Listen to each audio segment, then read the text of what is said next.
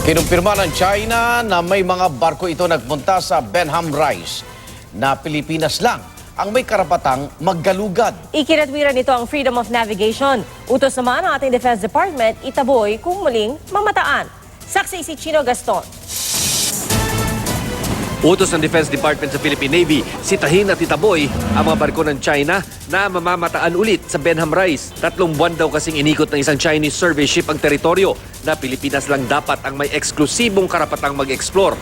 Idineklara na kasi ng United Nations Commission on the Limits of the Continental Shelf na bahagi ng continental shelf ng Pilipinas ang Benham Rise.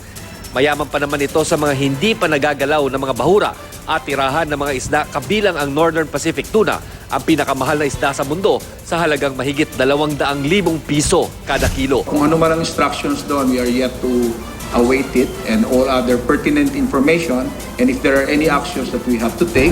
Hiningan na ng ating Foreign Affairs Department ng klarifikasyon ng China kaugnay sa pagpunta ng barko nila sa Benham Rise na nasa silangan ng Pilipinas. Hindi tulad ng West Philippine Sea, malayo ito at malinaw na walang hangganan o border na dumidikit sa mainland China.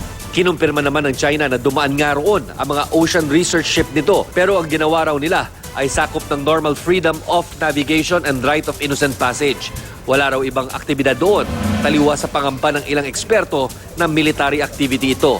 Kabilang sa mga naaalarma ang Oceana Philippines, grupong nakasama sa iba pang marine scientist na sumisid sa Benham Rise noong 2016. It should be a matter of concern, and we expect government to take action, ask Chinese government, kasi that's part of our territory. Hindi lang clarification ang gusto nilang gawin ng ating gobyerno, kundi protesta. We take action, hindi lang mag-announce na may dumaan or may nag-survey. The question really is, what are you doing about this? Ako si Chino Gaston, ang inyong saksi.